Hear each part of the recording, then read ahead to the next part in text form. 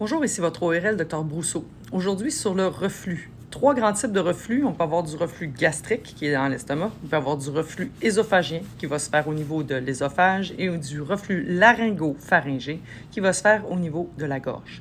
Entre l'estomac et l'œsophage, on a une valve, et entre l'œsophage et la gorge, on a une autre valve qui s'appelle le cricoïde.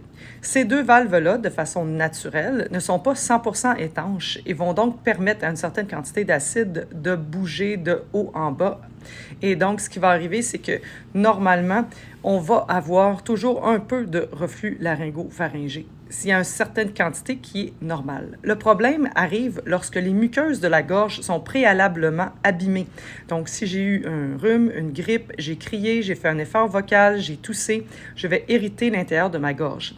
Et là, le reflux naturel, qui est très acide, va venir abîmer, toucher la région qui est déjà sensible et ça va m'inciter à vouloir racler, ça va vouloir m'inciter à tousser de nouveau et je vais avoir le sentiment que j'ai quelque chose dans la gorge qui revient incessamment.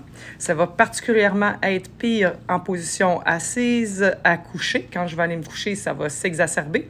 Quand je vais, par exemple, prendre un grand repas et que à la fin du repas, je vais aller m'asseoir ou que je vais faire un exercice pour me pencher par-dessus, ça va augmenter mon reflux. Et ça va bien sûr être exacerbé si je continue de racler, tousser, cracher.